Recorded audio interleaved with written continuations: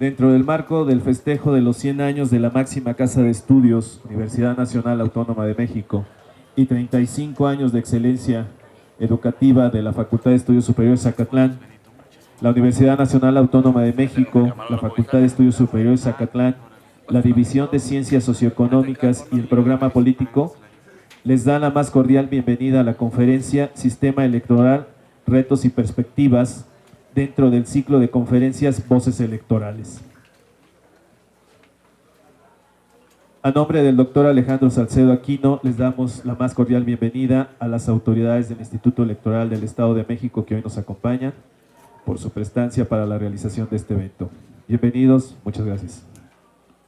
Nos acompañan en el presidium maestro Silvestre Cortés Guzmán, jefe de la División de Ciencias Socioeconómicas, el licenciado Juan Carlos Villarreal Martínez, consejero electoral del Instituto Electoral del Estado de México, y el maestro Juan José Sanabria López, jefe del Programa Político, a quienes recibimos con un caluroso aplauso.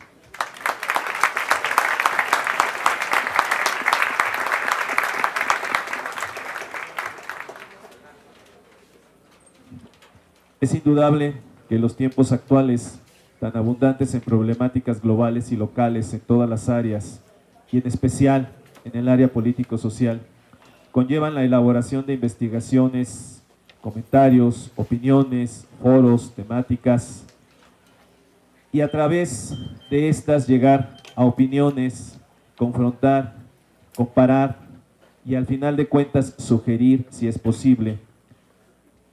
En este sentido, la Facultad de Estudios Superiores Zacatlán, a través de la División de Ciencias Socioeconómicas y el programa político, además del quehacer cotidiano en las aulas, ha extendido la invitación a reconocidos profesionistas, tanto de la FES Zacatlán, de la Universidad Nacional Autónoma de México y de otras instituciones, para que nos acompañen y expongan sus opiniones y comentarios al respecto de diferentes temáticas, como es el caso del día de hoy. A continuación, cedemos la palabra al maestro Juan José Sanabria López, jefe del Programa Político, quien será el moderador de este evento. Muchísimas gracias, maestro. Muy buenos días tengan ustedes, compañeros de las carreras de Ciencias Políticas y Administración Pública y Relaciones Internacionales. Como ya lo señalaba el maestro Orozco, pues estamos dentro del ciclo de conferencias Voces Electorales que organiza el Instituto Electoral del Estado de México. Esto en un esfuerzo que desarrolla el instituto por desarrollar actividades de carácter académico que buscan la difusión de la cultura política, de la participación ciudadana. En esta ocasión tenemos la conferencia Sistema Electoral, Retos y Perspectivas, a cargo del licenciado Juan Carlos Villarreal Martínez, el cual es consejero electoral. Para ello, la mecánica que vamos a llevar a cabo en esta mesa, tendremos la exposición de nuestro invitado de honor. Posteriormente, nuestro jefe de la División de Ciencias Socioeconómicas, el maestro Silvestre Cortés, hará el favor de comentar la ponencia que nos presentará el licenciado Villarreal Martínez. Y por último, tendremos una sesión de preguntas y respuestas para que ustedes nos hagan el favor de participar. Para dar paso a esta mecánica que he expuesto, me permitiré leer algunos datos curriculares del licenciado Juan Carlos Villarreal Martínez. El licenciado Juan Carlos Villarreal Martínez cuenta con 24 años en el servicio público, de los cuales 13 años han sido en el ámbito electoral. Ha sido director de partidos políticos en el Instituto Electoral del Estado de México, director general del Instituto Electoral del Estado de México de septiembre de 2005 a mayo de 2008 y actualmente es consejero electoral de este mismo instituto. Cuenta con la licenciatura en Derecho en la Universidad Autónoma del Estado de México, la maestría en Derecho Electoral en la Universidad de Jalapa y concluido el doctorado en Ciencias Sociales por la Universidad de La Habana en Cuba. Ha sido coordinador del diplomado en Instituciones y Derecho Electoral, profesor universitario en la Facultad de Derecho de la Universidad Autónoma del Estado de México en las asignaturas Derecho Político, Derecho Constitucional, Introducción a la Administración Pública y el diplomado en Derecho Municipal de 2001 a 2005. profesor en la Universidad Iberoamericana en las asignaturas Análisis del Discurso Político y de Problemas Socioeconómicos Contemporáneos en el año 2002. Es profesor en la Facultad de Ciencias Políticas y Sociales de la Universidad Autónoma del Estado de México en las asignaturas Taller de Investigación, Sistema Político Mexicano, Teorías de las Formas de Gobierno, Análisis Político, Legislación en el Estado de México y Política Comparada, desde el año de 1997 a la fecha. Damos un fuerte aplauso entonces al licenciado Juan Carlos Villarreal Martínez.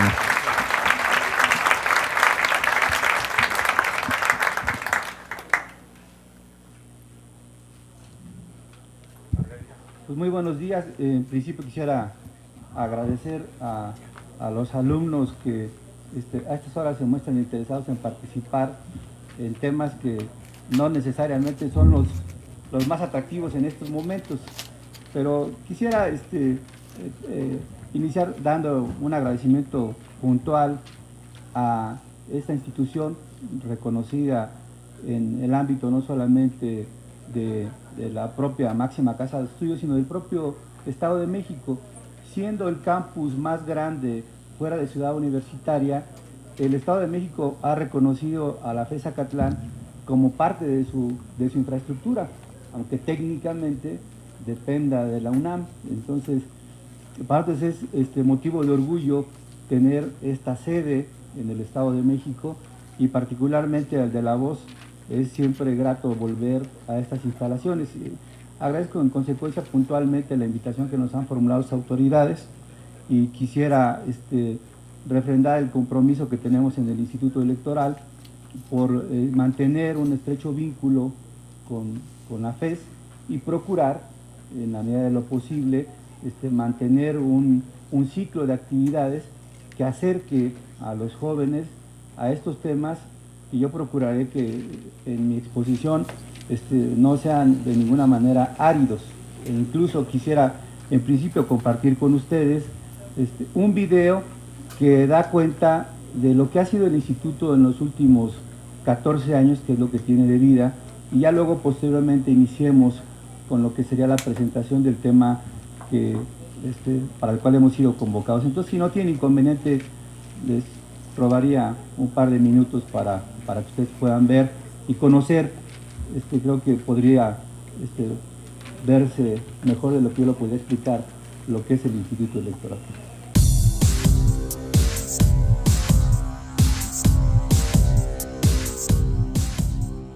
En 1995, con la reforma integral de la Constitución Política del Estado Libre y Soberano de México, fue aprobado el Código Electoral del Estado de México.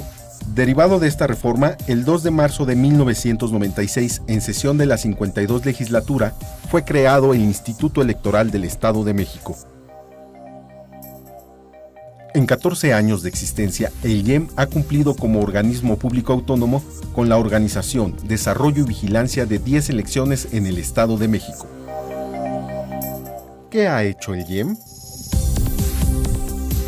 De 1996 a 2010, el Instituto Electoral del Estado de México ha realizado 7 elecciones ordinarias, 2 de gobernador, 5 de diputados locales y ayuntamientos, y 3 extraordinarias: Ayapango en 1996, Chalco, Atenco y Tepozotlán en 2003 y Ocoyoacac en 2006.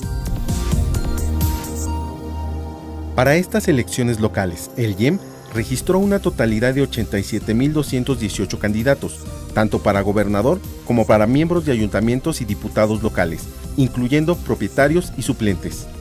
En 14 años de vida institucional, el IEM instaló 99.514 casillas, al frente de las cuales estuvieron 779.426 ciudadanos, que participaron como funcionarios de mesas directivas de casilla. Asimismo, 39.279 servidores electorales han trabajado arduamente en la organización de estas 10 elecciones, y en total se han impreso 103.052.227 boletas electorales. Gracias a un esfuerzo conjunto del IEM con los partidos políticos, candidatos y medios de comunicación, se ha trabajado con el objetivo de incrementar los índices históricos de participación ciudadana en las elecciones. Por ejemplo, Para elegir diputados locales y ayuntamientos, se ha logrado captar el interés de los electores para acudir a las urnas y por lo tanto aumentar el porcentaje de sufragios recibidos de la siguiente forma. En 2003 se registró el 42.8% de participación, en 2006 el 43.03% y en 2009 se superó esta cifra, alcanzando un 52.2% de participación de electores inscritos en la lista nominal. Un logro muy importante es que desde 2003 el IEM cuenta con su propio programa de resultados electorales preliminares, PREP, que fue certificado con los estándares que exige la norma de calidad internacional ISO 27001-2005, al cumplir con los parámetros internacionales sobre el sistema de gestión de la seguridad de información, con lo cual se garantiza que cada voto emitido en las urnas es debidamente contado y difundido con oportunidad. El PREP es único en su tipo a nivel nacional y es operado por el propio Instituto Electoral del Estado de México a través de la Unidad de Informática y Estadística. Se encuentra protegido contra cualquier problema que pudiera presentarse en el sistema de captura, registro y de conexión, con lo que se garantiza la seguridad y la certeza de la información. Por todo ello, se puede contar con resultados electorales preliminares confiables el día de la jornada electoral. En el año 2009, bajo el precepto de ahorrar y eficientar recursos públicos y con el fin de colaborar transversalmente con el cumplimiento de los objetivos del Sistema Educativo Nacional, el IEM se sumó nuevamente a la política de educación nacional y a la política ambiental, coadyuvando así en la preservación y promoción para el cuidado de los recursos naturales, para lo cual se realizó la firma del acta de entrega y recepción de la donación de papel y cartón a la Comisión Nacional de Libros de Texto Gratuitos, CONALITEG, para su destrucción y reciclaje. En esta actividad, el Instituto Electoral del Estado de México donó 236.8 toneladas de papel y cartón, producto del proceso electoral 2009, lo cual coadyuvó a evitar la tala de 2.72 hectáreas de árboles, el uso de 5.9 millones de metros cúbicos de agua. De igual modo, se evitó la emisión de 7.1 toneladas de contaminantes, así como el consumo de 971 millones de kilowatts por hora de energía eléctrica. De esta forma, el IEM asignó a sus tareas un alto valor de responsabilidad social y se ubicó como el principal donador de papel y cartón a la CONALITEG, de entre los organismos electorales del país, y como el sexto lugar a nivel nacional en donación. Por otra parte, para realizar acciones de investigación, académicas, de promoción y difusión de la cultura política democrática, y sobre todo, en aras de lograr un alto impacto social, el Instituto Electoral del Estado de México ha realizado la firma de convenios con organismos públicos e instituciones educativas, como la Universidad Autónoma del Estado de México, el Instituto de Administración Pública del Estado de México, el Instituto Tecnológico y de Estudios Superiores de Monterrey, con la Secretaría de Educación del Gobierno del Estado, entre muchas instancias. Derivado de este último, durante 2009 el IEM, en coordinación con la Secretaría de Educación Estatal, realizó la segunda edición del video Vivir con Valores, una forma de vida para todos, del cual hizo la entrega de 85,000 DVDs al sector magisterial de la entidad, con el objeto de contar con herramientas para el fomento de valores democráticos entre los niños y niñas mexiquenses que cursan la educación básica. Con este material audiovisual se previó tener un impacto en 7.353 escuelas primarias y en 3.448 secundarias públicas del Estado de México, es decir, en 10.801 instituciones educativas, así como en 120,000 profesores estatales, y alrededor de 3 millones de alumnos se verían beneficiados. ¿Qué está haciendo el IEM? Más allá de las elecciones, el Instituto Electoral del Estado de México se encuentra trabajando de manera permanente en la promoción y difusión de actividades que fortalezcan la cultura política democrática, la educación cívica y los valores democráticos de los mexiquenses. De esta forma, a través de una robusta agenda de trabajo diseñada desde la Comisión de Promoción y Difusión de la Cultura Política y Democrática, se desarrollan diversos cursos, conferencias y talleres en materia electoral, jornadas cívicas en centros educativos y visitas guiadas de estudiantes al órgano central del IEM. Derivado de los trabajos de la comisión, este año se llevarán a cabo los circuitos de cultura política democrática, con conferencias magistrales, el programa Voces Electorales, conferencias y mesas de análisis. Por otra parte, se promueve la investigación política electoral a través de certámenes y se realiza la publicación de libros y revistas. Es fundamental destacar que una política institucional del IEM es la búsqueda de la certificación de calidad de nuestros procesos y la profesionalización del personal, para atender en tiempo y forma las encomiendas que por ley debe desarrollar el instituto. El IEM es el primer organismo electoral a nivel nacional en obtener un REBOE para impartir cursos de maestría.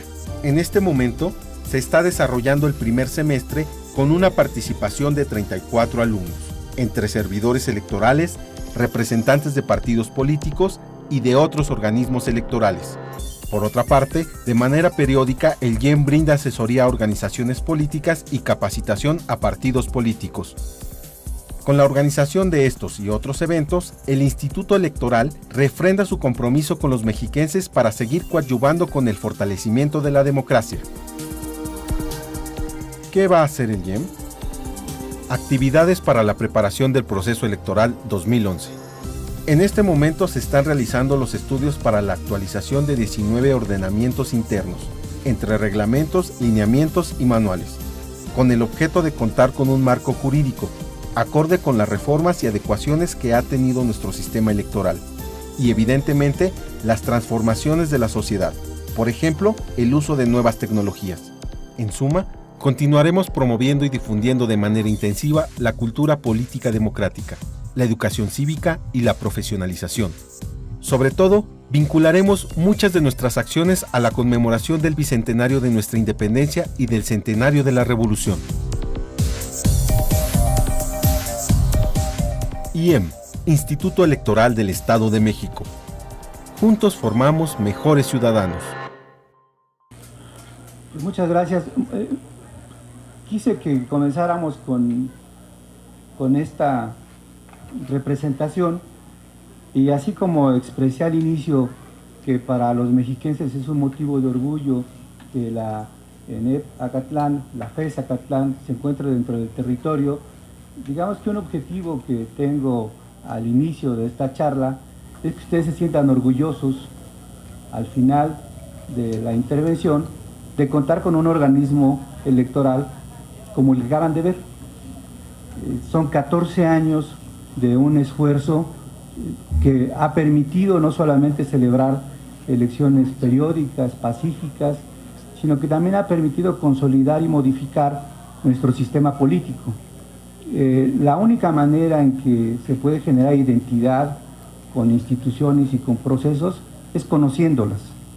Y una de las metas que tiene el Instituto Electoral es justamente transitar de un proceso que ha sido de consolidación y que básicamente se ha concentrado en la parte de la capital del estado a estos circuitos que, como el día de hoy, nos van a permitir acercarnos a instituciones académicas a lo largo de todo el territorio estatal. Habrá otro proceso también de actividades que nos permitan estarnos acercando. Como ustedes lo escucharon, ya hemos tenido a través de los instrumentos un acercamiento con esta misma institución a través de un diplomado.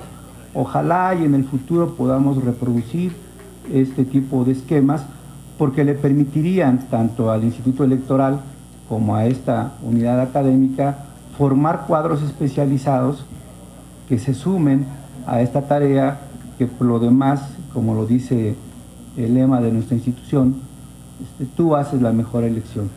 Consideramos nosotros que la mejor manera de desarrollar nuestro trabajo es que la gente se involucre más en el tema.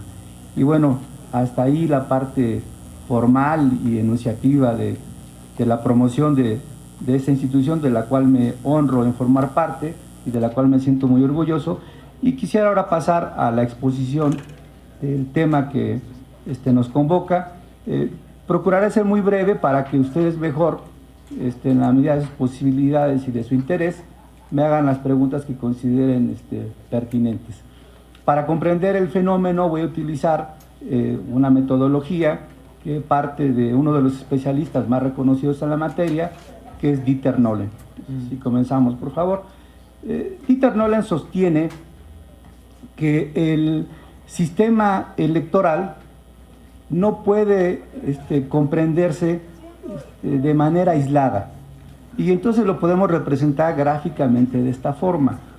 Un sistema electoral, visto de manera textual por diferentes especialistas, sería la forma en que se traducen los votos en escaños. Digamos que esa es una simple explicación. Sin embargo, como lo advierte Dieter Nolen, el sistema electoral no puede verse aislado o puede verse como una actividad ajena. El sistema electoral influye de manera determinante en la configuración del sistema de partidos y ambos a su vez retroalimentan el sistema político. Entonces, lo primero que habría que identificar es que este proceso, un proceso electoral, no puede verse aislado de un conjunto de actividades que configuran, en el caso de nosotros, el sistema electoral. Comenzaré con esta explicación porque al final les mostraré unas gráficas que permiten hacer una primera aproximación. El órgano electoral, desde su fundación, ha permitido 3 temas centrales en el proceso de democratización de nuestro Estado. Para distintos académicos, la regulación del proceso electoral y la celebración periódica de elecciones debe de garantizar al menos una serie de prerequisitos. Uno, una posibilidad de competencia real entre los actores, como sostiene Robert Dahl, la existencia de poliarquías. Que estas elecciones generen condiciones de competencia que permita que cualquiera de los actores pueda ganar. Y en el caso de nosotros, eso se puede ver en la alternancia en el poder. Y eso lo hemos garantizado plenamente en el órgano electoral, como lo voy a demostrar en la exposición. También se procura que quien toma las decisiones, es decir, los ciudadanos, tengan todas las facilidades para acudir al proceso electoral y decidan con su voto la integración de autoridades. Eso también se ha procurado y en los últimos años ha sido una tarea central.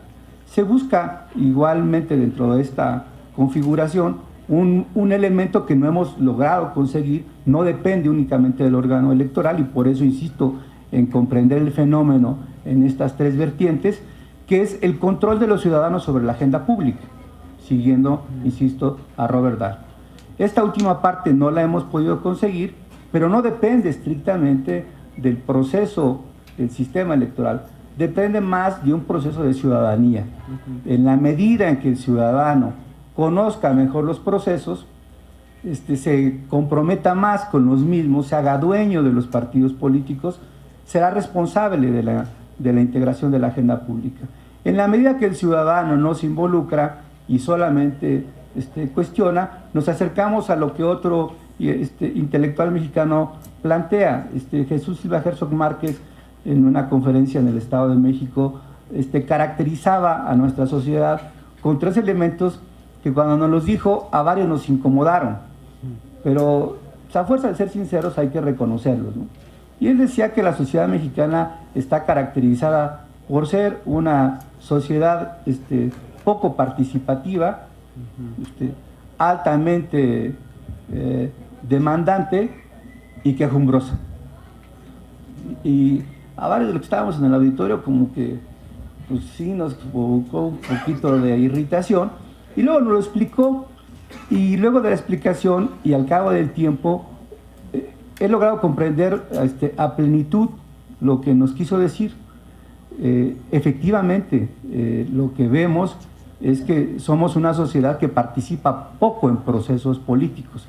Los niveles de información que proporcionan cualquier estudio de opinión, sean las encuestas nacionales o sean encuestas internacionales como Latino Barómetro, demuestran que la gente en México se interesa muy poco en política. Y entonces, en consecuencia, nos quejamos de los políticos, ¿no? Pero la pregunta es, ¿y los políticos los traemos de otra parte y los montamos aquí? ¿Los políticos son una raza especial? ¿Es un subgénero? ¿Es una especie distinta a la de nosotros? Pues creo que la respuesta es evidente, no. Entonces, tenemos los políticos, y dice una conseja, que que nos merecemos. Yo no diría que son a los que nos merecemos, porque no nos merecemos eso, pero son a los que nos parecemos. Entonces creo que lo que se tiene que hacer es un proceso de concientización, de ciudadanización, para que efectivamente este tercer elemento que he señalado y que sostiene Robert Dahl, que es que el ciudadano sea dueño de la agenda y de la construcción del diseño de políticas públicas, se logra solamente si el ciudadano toma conciencia y se hace dueño de la responsabilidad que le corresponde dentro de un sistema. Entonces, comienzo con esta explicación que, insisto, trataré de ir abordando en el camino. Pasaré a continuación a describir lo que es el sistema de partidos. Si por este sistema de partidos entendemos este conjunto de vínculos que permiten ver cómo se regulan a estas instituciones y también la manera en cómo estas instituciones se interrelacionan, entonces lo que podríamos decir, visto a la distancia,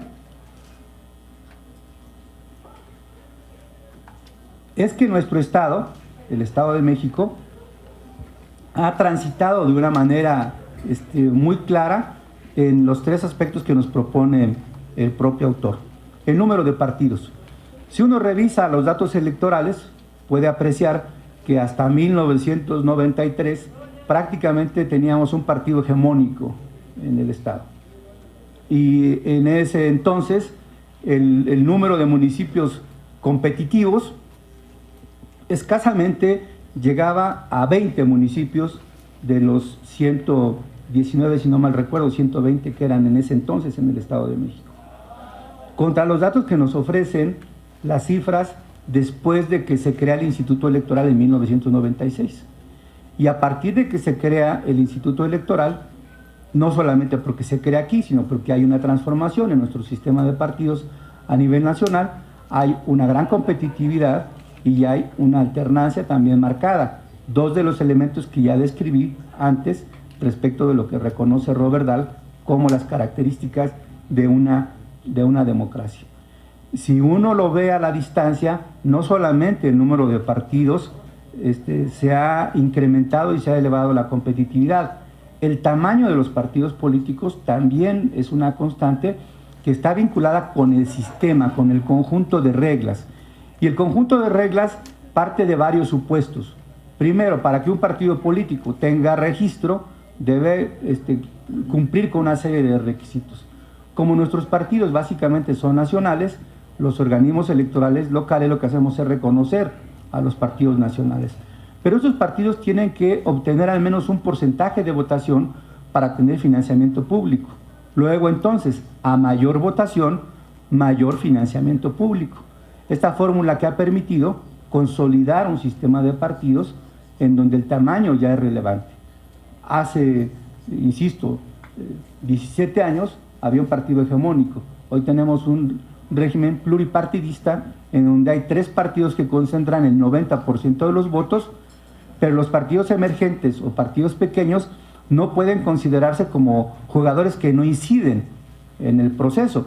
De hecho, en figuras de gobierno dividido, como hemos tenido muchas veces en el país, este 10% puede inclinar la balanza en términos de negociación política o de construcción de mayorías legislativas.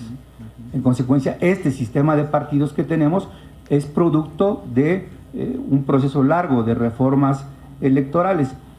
El tercer elemento sería la distancia ideológica entre ellos. No es un tema que yo quiera entrar mucho a discusión, no lo voy a calificar si es bueno o malo, solamente diría, a nivel mundial hay una disputa por el centro ideológico. En todo el mundo los partidos políticos tratan de acercarse a un centro ideológico por lo que ha sucedido en el mundo después de la desaparición de otro bloque que competía con el modelo capitalista, que era el bloque soviético. Y de eso no les puedo hablar mucho a ustedes porque a lo mejor algunos de ustedes estaban apenas en primaria, entonces cuando uno habla de estos temas nos hacen ver un poquito más viejos de lo que ya estamos, pero no tiene mucho, fue en 1989 hasta el 88 todavía se podía hablar del bloque soviético, en el 87, realmente no tiene mucho. Sin embargo, la desaparición de este bloque y la existencia de este polo, pues ha permitido que se consolide lo que para algunos especialistas denominan el pensamiento único, que ese pensamiento único es básicamente el pensamiento capitalista o de corte neoliberal. Entonces, lo que encontramos en el país, como en el resto del mundo, es una disputa por un centro ideológico. El cuarto elemento, que serían las pautas de interacción, qué tipo de partidos tenemos y cómo interactúan. En el caso de México es evidente que tenemos, digamos, un proceso de maduración que todavía no alcanza a rendir los frutos que todos deseamos. Estamos en la adolescencia del sistema de partidos. Y por eso uno aprecia que, como los adolescentes, los partidos con frecuencia se emberrinchan, se encaprichan, tienen condiciones poco colaborativas o chantajean. Entre más maduro es el régimen de partidos, los mismos actúan en relación del beneficio general o del interés colectivo. Pero digamos, democracias tan vetustas, tan consolidadas como la inglesa, que acaba de tener elecciones, es un claro ejemplo de lo que estoy señalando. Ninguno de los partidos que podrían haber construido una mayoría parlamentaria la consiguieron. Ustedes estaba al pendiente de las noticias. Y un tercer partido es el que va a permitir hacer una coalición de gobierno. La mayoría de la gente piensa que Inglaterra y Estados Unidos son sistemas bipartidistas. Este dato reciente nos permite demostrar que no son modelos bipartidistas. Lo que sucede es que el sistema electoral, y aquí es donde yo quiero llamar la atención, el sistema electoral, como está construido en el caso de Inglaterra, otorga al ganador todo y a los partidos minoritarios pues, prácticamente nada. El ejemplo es este tercer partido, creo que es el Liberal Demócrata, no recuerdo bien el nombre, con el 22% de los votos tiene el 8% de las curules. El sistema electoral mexicano es un sistema mixto y su modelo ha ido permitiendo que justamente nos acerquemos cada vez más, en algunos casos, a un término de representación proporcional pura, que permite que el número de curules sea lo más cercano al número de votos que obtiene el partido político. Entonces, la interacción en un modelo como es el europeo, como es el modelo parlamentario, obliga a la corresponsabilidad, porque integran gobierno. En el caso de México, la interacción es distinta, porque siempre como oposición al partido gobernante, tiene que estar presionando. Y aquí utilizo nuevamente a otro teórico, a Gianfranco Pasquino.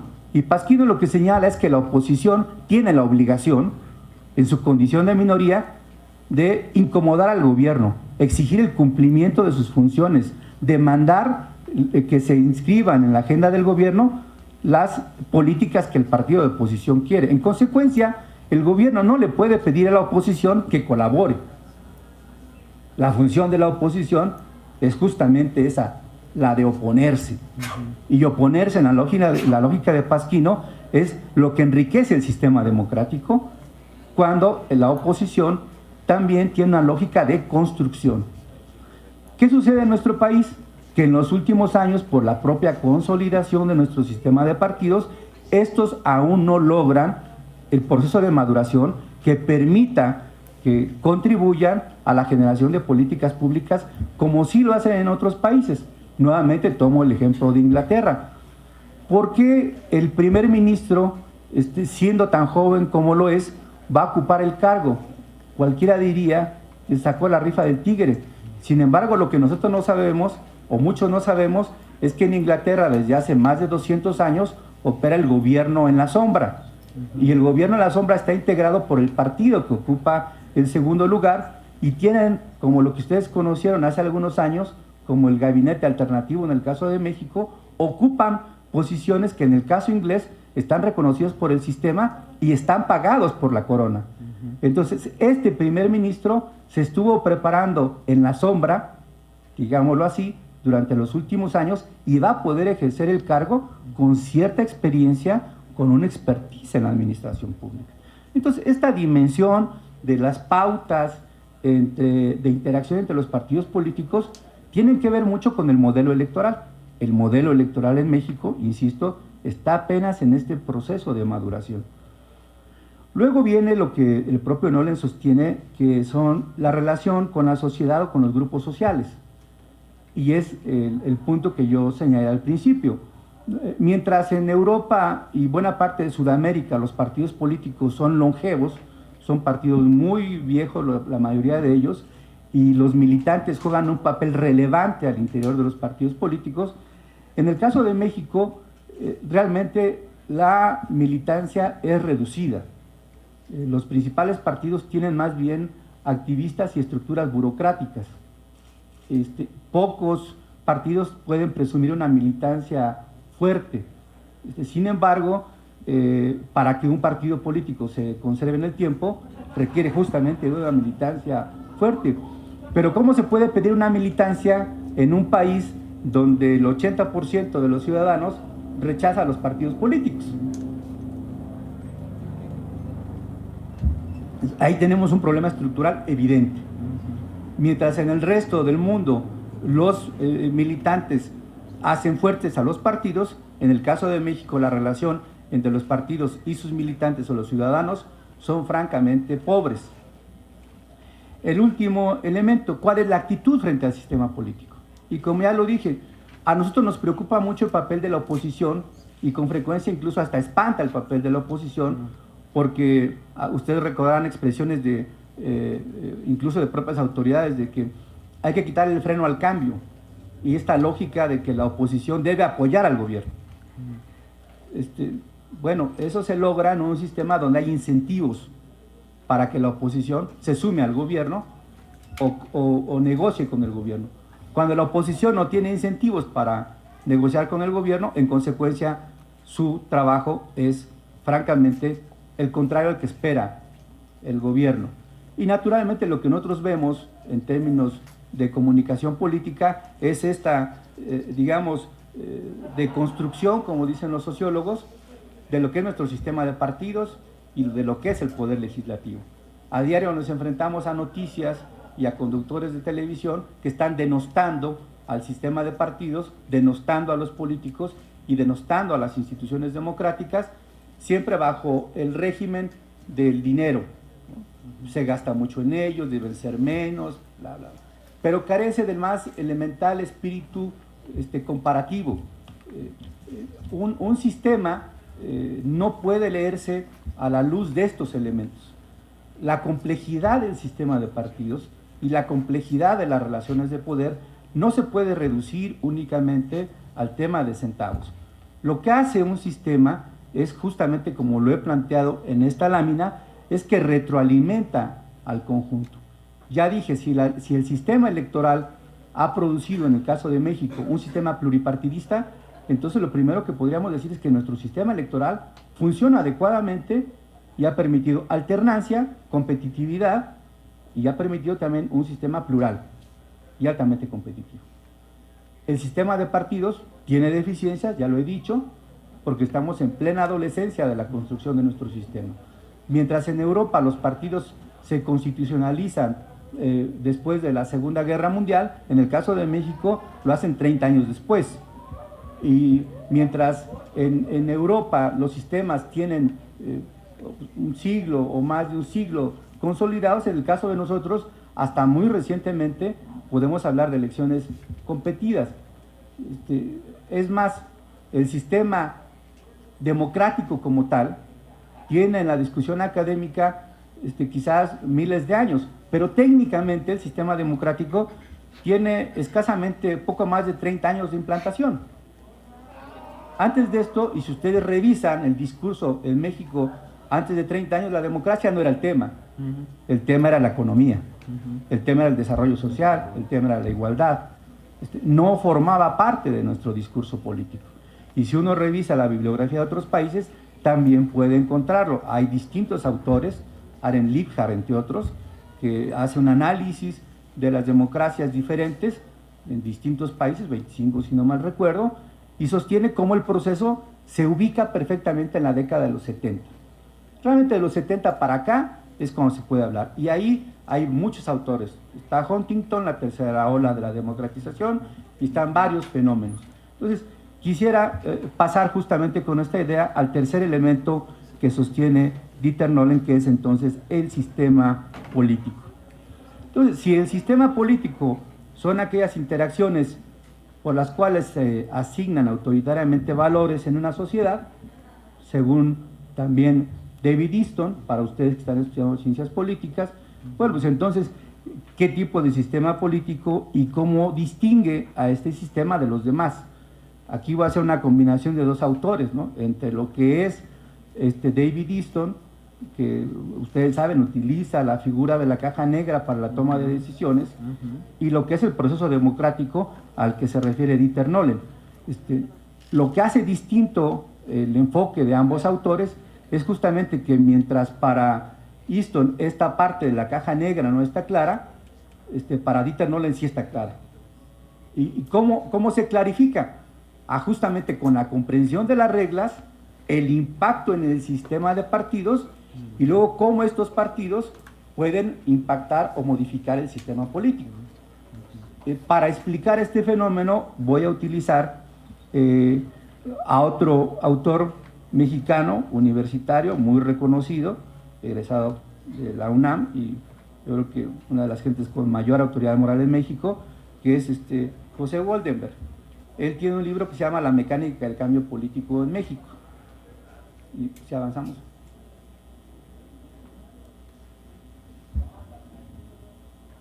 Lo que sostiene Goldenberg en este libro es que la mecánica del cambio puede ubicarse a partir de una serie de reformas electorales que han ido configurando el sistema que actualmente tenemos. Y parte de una idea que además diversos autores también sostienen. Nuestra democracia es una democracia consensual, es decir, funciona a partir de acuerdos. Estos acuerdos son los que han permitido que nuestro sistema vaya evolucionando en el tiempo. Este proceso, como siempre, ha venido de menos a más. Hoy en día hay una expresión en medios que califica a esta generación de políticos como la generación del no. Sin embargo, es una apreciación no solamente injusta, es incorrecta. En este periodo de 30 años de esta generación es donde se han dado los principales cambios políticos de nuestro sistema. Fíjense ustedes la contradicción. En estos 30 años tenemos alternancia en el poder, tenemos un sistema de partidos, tenemos competitividad, tenemos mejores reglas, ha habido las reformas estructurales y las reformas legales más importantes digamos, del siglo XX para hablar del siglo anterior, y sin embargo se considera como la generación del no. 1995, por los que estudian Derecho, se reconoce el impacto de los tratados internacionales al nivel de la Constitución.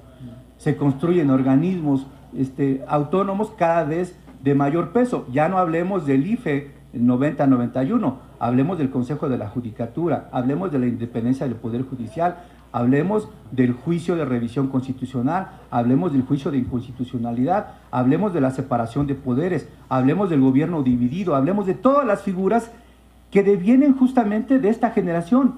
Entonces, a mí me parece terriblemente injusto que los medios de comunicación señalen que es la generación del no, cuando esta es la generación que más cambios ha propiciado en el país. Me parece, entonces, que siguiendo la lógica de Goldenberg, esta figura de la mecánica del cambio político llegó de manera inexorable al país y también de manera inexorable seguirá avanzando. Seguirá avanzando en un proceso de consolidación que a mi juicio es en el que nos encontramos. No me detendré mucho en todo lo que sucedió en el periodo que se ubica como el punto de arranque, que es el 77, pero les daré solamente algunos elementos que tienen que ver con los autores que señalé previamente, entre otros Huntington, ¿no? Esta época de la tercera ola, quizá no alcanzan a leer todos los compañeros, así es que voy a procurarme irme rápido en este punto. Solamente ubiquemos el tiempo. Entre el 74 y el 82 puede ubicarse perfectamente esta tercera ola democratizadora tanto en Sudamérica como en Europa. Y también en este periodo podemos ubicar la transición española. No es casualidad que México inicie su proceso de transición prácticamente de la mano con lo que sucede en España. Tampoco es casualidad que muchos de los libros que utilizan quienes hacen y diseñan la reforma política en México vengan de España. Y tampoco es una casualidad que el genio de esta reforma, casi reconocido, que fue el secretario de Gobernación en ese entonces, Jesús Reyes Heroles, de origen español y de un gran vínculo con universidades españolas, haya utilizado muchas de las figuras que vienen de este modelo. ¿Y por qué hago énfasis en este tema? Porque de acuerdo al propio Dieter Nolen, en cualquier proceso de reforma, el contexto hace la diferencia. ¿Sí? Las mismas reglas colocadas en distintos países o en distintas circunstancias pueden arrojar resultados completamente distintos. Entonces, el contexto es lo que hace la diferencia. Y el contexto que se da en el país en esta época es el que ha permitido que la apertura se genere de una manera gradual. Esta lógica del gradualismo está inserta, entonces, desde este momento. Si avanzamos.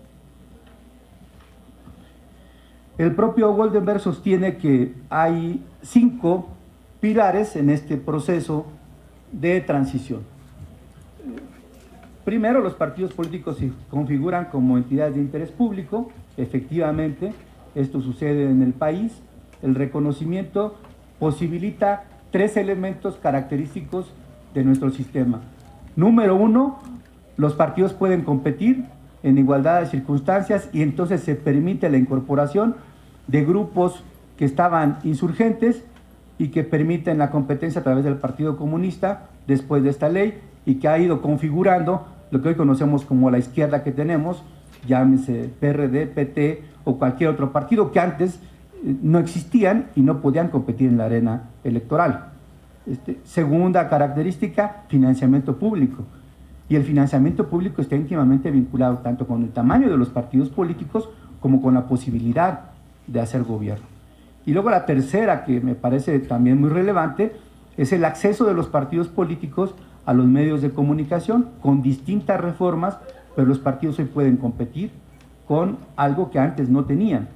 Antes, con un partido hegemónico y con monopolios, naturalmente un partido tenía todas las ventajas para competir sobre los demás. Hoy eso no es así.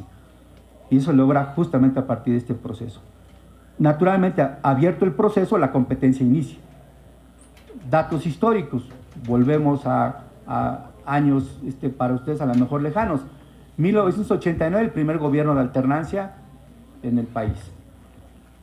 1989 viene precedido de varios momentos históricos que son fundamentales. En el 88, por primera vez, el presidente de la República es electo mediante un proceso, por decirlo menos, que generó un gran escándalo y dudas en el sistema electoral. Pero esto no es sino la consecuencia de una serie de procesos previos. La reforma de 1977 tiene un antecedente en un hecho histórico que a lo mejor ustedes no recuerdan, pero en 1976 el partido hegemónico compite con un candidato que va solo. No hay partidos políticos, eso es inimaginable hoy en día. Y lo que hace el sistema es justamente hacer la reforma para incorporar a los demás partidos. El Partido Acción Nacional, que en ese entonces era el más sólido en la oposición, por un problema interno decide no participar por un conflicto entre sus élites. Y decide no participar, pero esto nos lleva a la reforma en el 77. Luego vienen crisis económicas, viene el sismo del 85 que genera un gran movimiento y despierta cierta conciencia social, viene la crisis del 88, en consecuencia hay nuevamente reformas electorales 90-91, se constituye el Instituto Electoral, luego de la primera alternancia en el 89, insisto, en Baja California, pero además hay otro fenómeno. En el 88 el PRI pierde por primera vez la mayoría calificada en la Cámara. ¿Sí? No tiene las 2/3 partes. Y lo que viene de allá para acá es una avalancha de acontecimientos políticos que difícilmente uno puede dimensionar si no hace este ejercicio de retrotraerse a lo que teníamos antes. Naturalmente está la ampliación, del Congreso y la introducción de diputados plurinominales. Ahora que está la discusión respecto de que debieran desaparecer los diputados plurinominales, pues no hay que perder de vista que sin los diputados plurinominales no habría oposición en el Congreso. Así de simple, que sin esta figura los partidos políticos no tendrían expresión en la Cámara. Y que entonces 3 partidos políticos que hoy tenemos no serían 3, serían 2. Y entonces si tuviéramos ese modelo, naturalmente solamente una expresión política en el país podría tener representación en el Congreso, cuando lo que tiene el Congreso no solamente es la responsabilidad de hacer leyes, sino es la de representar las contradicciones de la sociedad y llevarlas en la vía pacífica a través del Parlamento. Ese es el papel central del Parlamento, no es el de hacer leyes. Y sin embargo, nos han llevado a la conclusión de que es hacer leyes. No, el papel central del Parlamento es el de llevar las contradicciones de la sociedad a la máxima tribuna y tratar de resolverlos por la vía pacífica. Ese es el papel del Parlamento. Y si no, les recuerdo el texto, estudian la mayoría de ustedes ciencias políticas, este texto se ve más en derecho, pero se lo recomiendo, que es el tercer estado de Manuel Sieyès. ¿Qué es el tercer estado? Dice el mismo, nada. ¿Qué quiere ser? Algo. ¿Por qué? Porque el tercer estado estaba compuesto por el pueblo, y el pueblo no estaba representado en el Parlamento francés. Lo que busca entonces es que esté representado en el Parlamento. Entonces, el Parlamento lo que hace es representar esta diversidad, y en consecuencia, insisto, la construcción de nuestro sistema descansa sólidamente en este sistema de representación proporcional. Que además la representación proporcional está vinculada con el financiamiento público. Sí, para tener la representación proporcional se requiere un umbral de votación, y este umbral de votación es el también que le permite al partido tener financiamiento público. Más votos, más dinero. Y eso es lo que ha venido consolidando el sistema. Y por último, lo que el propio Goldenberg sostiene, que este registro ya no se hace más ante el gobierno, se hace ante la autoridad electoral y de cara y frente al escrutinio público, que son los ciudadanos que eligen. El ciudadano determina de qué tamaño son los partidos. No lo determina ni el gobierno, ni lo determina ninguna otra autoridad, lo determina el ciudadano con sus votos. Ahora, trataré de ubicarme en esta lógica, en lo que ha hecho el Instituto Electoral en los últimos años, y con esto quisiera ir terminando la intervención, porque creo que ya me pasé de los 30 minutos que me habían dicho, ¿no? Miren ustedes, quise colocar la lógica en una escalera. Arrancamos en el 96 con la creación del instituto. Ustedes pueden apreciar el conjunto de elecciones que hemos tenido y que ya en el video quedaron claras, y podemos observar en los botones de color las modificaciones más significativas que ha tenido nuestro sistema electoral. Esto puede ser gráficamente una representación de lo que hemos avanzado, pero sería incompleto si no vemos lo siguiente. Si pasamos pasemos a la gráfica, a la que sigue. Miren ustedes, esto es cómo está conformado actualmente la Cámara de Diputados y cómo estaba conformada anteriormente. Si nosotros viéramos esta gráfica en 1993, veríamos que la Cámara básicamente tenía un solo color. Si la viéramos en el 96, veríamos que ese color seguiría siendo mayoritario. Cuando vemos los resultados del 2006, vemos cómo incluso el partido en el poder no tiene mayoría en la Cámara.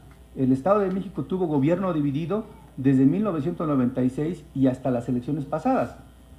Solo hasta las elecciones pasadas el partido en el poder tiene una mayoría absoluta en la Cámara. Antes de esto no la tenía. Algo sucedió en las elecciones del 2009, pero sobre todo desde 2006 para acá, que este partido, el PRI, ha logrado recuperarse sistemáticamente en todo el país. Ese no es el tema que a mí me llama la atención. A mí el tema que me llama la atención es cómo a través de un sistema electoral podemos tener una representación en la Cámara que permita que esta pluralidad se vea representada. Y me parece que ahí lo podemos ver claramente. Hay una pluralidad representada en la Cámara y esa es una condición de las que planteé al inicio de nuestro sistema democrático. Se cumple esa condición. Si vamos a la siguiente. Ahora, si lo vemos en términos de municipios, infortunadamente no traemos en esta gráfica, pero lo veremos en la siguiente. El mapa del estado, ustedes lo pueden ver los colores, cómo estaba en el 2006, cómo está en el 2009, pero es más dramático verlo en otros mapas que yo no quiero quitarles el tiempo en ellos. Más bien, si me lo permiten, les dejaré este documento que contiene una evolución de los procesos electorales, y uno lo que puede ver en los mapas previos es justamente cómo los colores cambian constantemente. Para documentar lo que les voy a decir, miren ustedes, que es una de las reglas que yo planteaba, el tema de la alternancia. En el 2003 cambiaron de signo partidario a nivel municipal 60 municipios. En el 2006, 75 municipios. En el 2009, 81 municipios. ¿Qué quiere decir? El elector, con su voto, castiga o premia a los partidos políticos. Si uno ve el número de partidos políticos que en este momento juegan y compiten y los analiza a la luz de los resultados, podemos ver claramente que la alternancia está plenamente comprobada y plenamente probada en el Estado de México. Voy a dar dos datos adicionales. El PRI, que viene de ser un partido hegemónico en el 93, es el único que no ha podido perder solamente 10 de los 125 municipios, contra los 117, 118 que tenía en 1993. Vean ustedes la transformación radical que ha tenido nuestro sistema a partir de la construcción de los organismos electorales y de las reglas electorales. Entonces, volviendo a la lógica de Dieter Nolen, efectivamente, reglas electorales distintas configuran un sistema de partidos y este sistema de partidos configuran un sistema político distinto. Ahí están los datos. Si vemos la siguiente lámina, por favor, Aldo. Aquí lo podemos ver en el tiempo. Miren ustedes lo que yo les decía. En 1990 el PRI tenía 117 municipios gobernados. Lo que ha sucedido en el transcurso del tiempo es un intercambio de municipios, al punto de municipios como Chiautla, que en 4 veces han cambiado 4 veces de partido.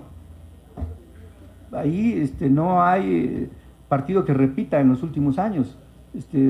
Municipios como Ecatepec, que está muy cerca aquí de ustedes, lo ha gobernado ya el PAN, el PRD, el PRI. Los 3 partidos mayoritarios los han gobernado en las últimas 4 elecciones. O sea, en nuestro sistema, el ciudadano ha aprendido que con su voto puede modificar sustantivamente tanto el sistema de partidos como el sistema político. Y me parece que esta gráfica puede representar claramente ese intercambio, incluso con partidos que uno podría considerar como partidos pequeños, emergentes, que no deberían tener ninguna posibilidad. Ahí lo estamos viendo.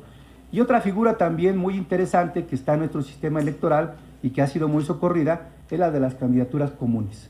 En candidaturas comunes podemos apreciar cómo hay triunfos impensables de partidos que ideológicamente no están para nada cercanos. El PRD con el PAN, el PT con el PAN, que no tienen ningún punto de coincidencia, sin embargo han encontrado en esta fórmula posibilidades de triunfo y hay triunfos de candidaturas comunes en buena parte del Estado. Otro partido que era el hegemónico entendió la fórmula y hoy, en el 2009, compitió justamente bajo la figura de candidatura común en prácticamente todo el estado. Entonces, insisto, y con esto quisiera concluir.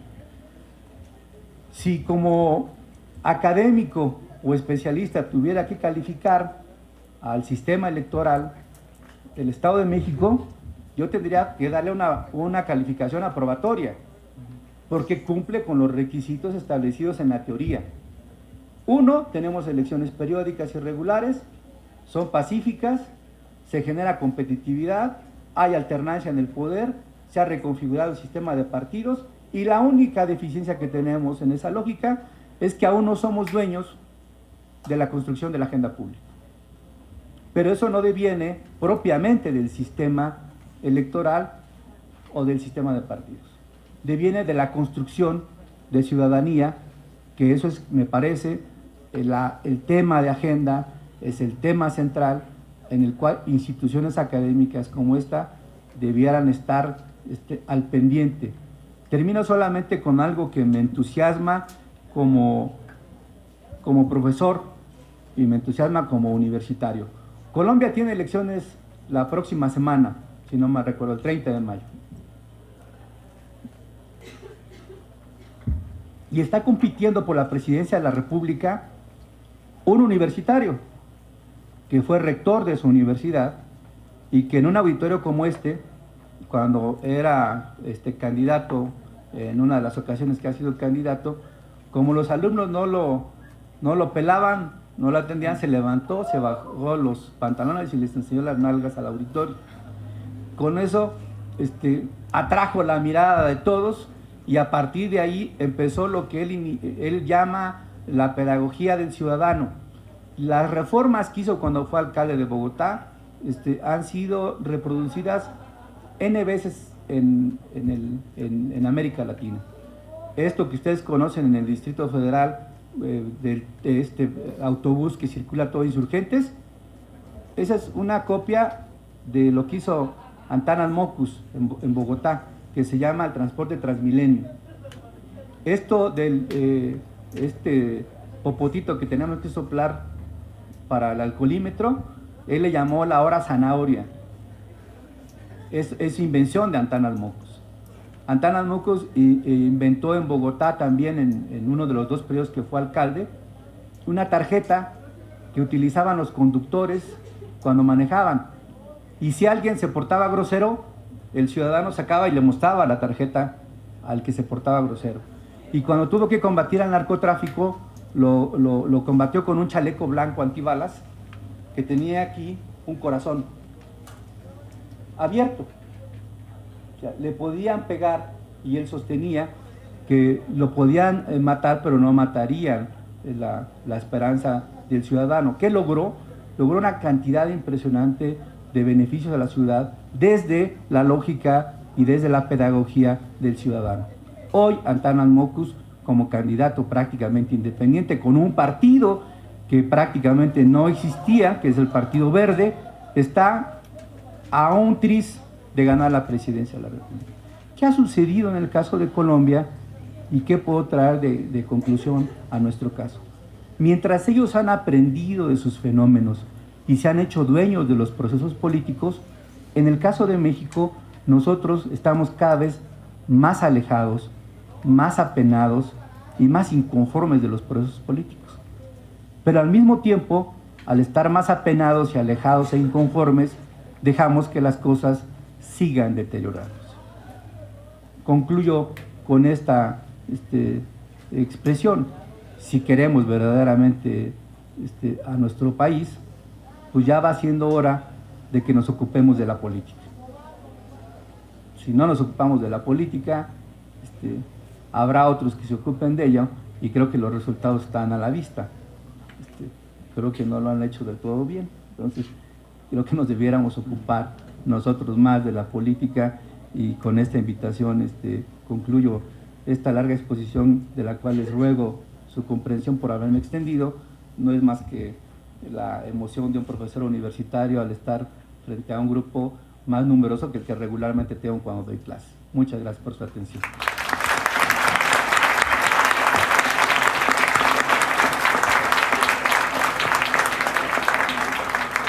Agradecemos la participación del licenciado Juan Carlos Villarreal Martínez y a continuación cederemos el uso de la palabra al maestro Silvestre Cortés Guzmán. El maestro Silvestre Cortés Guzmán es licenciado en Sociología por esta Facultad de Estudios Superiores Zacatlán y cuenta con la maestría en Artes por la New Mexico State University. Él es profesor de carrera asociado a tiempo completo interino, impartiendo clases en las carreras de Ciencias Políticas y Administración Pública y Sociología, en los programas político y de Sociología, en las asignaturas Prospectiva Política y Sistema Político Mexicano, en la carrera de Ciencias Políticas y Administración Pública, y Partidos Políticos y Procesos Electorales, así como Teoría Social 1, Teoría Social 3, ambas para la carrera de Sociología. Las líneas de investigación que desarrolla el maestro Cortés son transición a la democracia, Estado de Derecho, reforma del Estado. La antigüedad que posee el maestro, la antigüedad académica en la División de Ciencias Socioeconómicas es de 28 años y, como ustedes saben, actualmente es el jefe de la División de Ciencias Socioeconómicas. Maestro, por favor.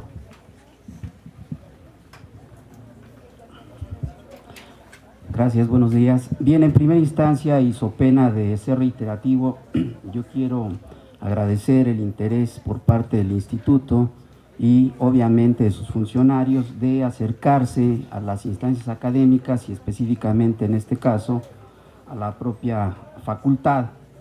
Y amén de ello quisiera en primera instancia recuperar la idea o recoger la idea esta del diplomado que se ha señalado inicialmente por parte del licenciado Villarreal, cuya primera, digamos, emisión se llevó a cabo creo que por ahí del 2005 y en el cual yo tuve oportunidad de participar. Fue una de mis primeras incursiones precisamente en este ámbito y me parece que quienes participamos en aquella ocasión pues recogimos precisamente esta semilla que tiene que ver por el interés por los procesos electorales y en general la vida pública de este país.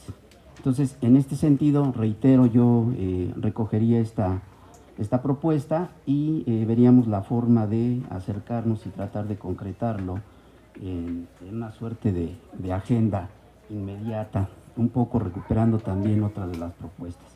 Bien, muy brevemente en relación a la ponencia que aquí se ha presentado, la cual me parece que levanta, por así decirlo, ámpula en relación al papel que eventualmente ha tenido la ciudadanía en el contexto societal reciente, fundamentalmente a partir de, yo diría, una hipótesis central que no solamente se rescata, obvio, en la ponencia, sino que algunos colegas, digamos, en el plano teórico también han, digamos, desarrollado, han desbrozado incluso el camino en ese sentido. Obviamente la referencia obligada es a Dieter Nolen, pero también me viene a la mente el trabajo de Maurice Duverger con su famosa ley sociológica tripartita, en donde fundamentalmente la preocupación iría, digamos, en términos analógicos a lo que ahora se ha presentado, es decir, la vinculación entre sistema electoral, sistema de partidos y el impacto, obviamente, en el sistema político o en los sistemas políticos.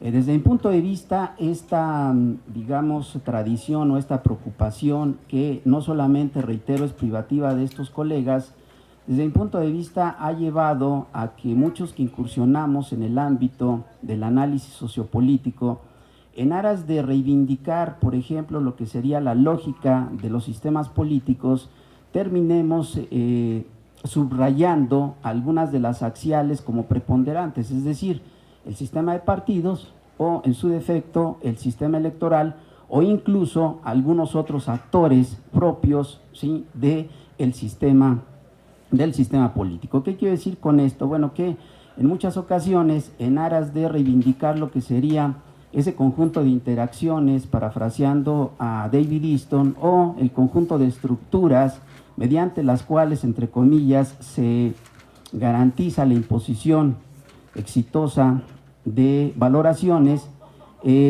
se llega en última instancia a preponderar el papel de los actores. Y entonces, bueno, ¿qué hizo Salinas o qué dejó de hacer o qué ha hecho Felipe Calderón o qué ha dejado de hacer? ¿sí? Y que, reitero, muchas veces omitimos específicamente lo que sería ese entramado de vínculos y de relaciones, que es donde tendríamos que focalizar nuestra atención, siguiendo obviamente aquí algunas interpretaciones desde las teorías de sistemas, amén de las que se han señalado acá, que no necesariamente tendríamos que restringirlos desde mi punto de vista a lo que sería el enfoque cibernético, ¿sí? Y de si hay o no claridad precisamente en términos de lo que ocurre al interior del sistema, entendido en algunas ocasiones como caja negra, o en otras ocasiones de cómo se conforma la agenda pública, ¿sí? ¿Quién agenda y qué se agenda? Y aquí, obviamente, quizás un elemento común es el papel de la ciudadanía, ¿sí? Y que sería otra de las axiales que me parece fundamental en la exposición. Pero bien, reitero, a mí me parece que sobre todo la riqueza que acá se señala en la presentación tiene que ver fundamentalmente con establecer la relación entre sistema electoral, sistemas de partidos y obviamente el sistema político. En el marco, obviamente, lo que algunos colegas han denominado sobre todo la transición democrática. Yo debo aclarar, y lo he comentado con algunos de los estudiantes en el espacio más inmediato de la academia, yo no soy transicionista, entonces tengo mis dudas incluso en relación a utilizar el término, sobre todo cuando simplemente se lleva a cabo mediante una suerte de traslado analógico, omitiendo un elemento fundamental de política comparada. Para poder establecer comparaciones, sí, el principio del cual se debe partir es que estas realidades o las realidades que se comparan deben ser comparables. Y aquí quizás adquiriría significado una de las frases que a mí me pareció sobre todo preponderantes en la exposición, sí, aludiendo obviamente a Dieter Nolen, que tiene que ver con que el contexto sí es fundamental en la decodificación de una realidad. Pues yo agregaría aquí o invitaría a la mesa a Niklas Luhmann, quien señala adicionalmente que es fundamental en todo proceso, diríamos, de delimitación del contexto, la complejización del sistema y viceversa. Es decir, para poder entender el contexto hay que complejizar el sistema, y para entender el contexto y viceversa. Es decir, si nuestro interés es explicar el contexto, entonces tenemos que complejizar el sistema, y a la inversa, de tal suerte que identifiquemos precisamente ese entramado de vínculos y de relaciones al cual nos referimos. Ahora bien, en el plano que nos ocupa, ¿sí? Y yo aquí reivindicaría sobre todo, a partir de esta hipótesis que se ha señalado en la presentación, el papel precisamente del sistema electoral, que yo también le otorgaría una calificación aprobatoria, pero en el ánimo, y esto de acuerdo a mi deformación, yo le haría un poco al abogado del diablo. Si bien otorgamos y reconocemos más bien esta calificación aprobatoria en torno, diríamos, a los tres ejes fundamentales o a las tres funciones que se han señalado acá inicialmente, y que tiene que ver con garantizar, por ejemplo, la competencia que permita que cualesquiera de los actores pueda ganar. Esto, como se ha señalado acertadamente, es producto de todo un proceso que algunos ubicarían precisamente tomando como parteaguas el movimiento del 68 en este país, o a partir precisamente de los procesos o del reformismo electoral, digamos, de primera época, ¿sí? Que tiene que ver fundamentalmente con la reforma electoral del 77, ¿sí? Y obviamente con las que se han venido dando, sobre todo a partir de la década de los 90, y que de ahí encontramos más o menos una suerte de continuum en términos de reformismo electoral. Pero yo diría, sería lo mismo hablar de competencia que de competitividad. Y si hablamos de competitividad, ¿cuál sería en todo caso la calificación que le reconoceríamos al instituto?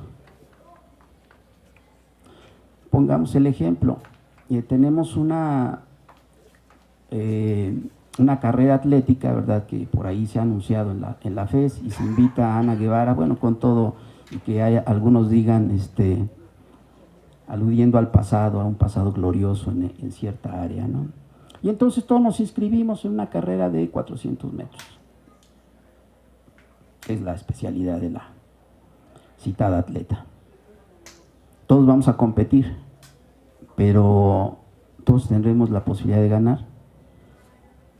Conforme a las reglas, sí, pero como dice mi mujer, sí, sí, pero no, no tanto. Claro, en otro contexto.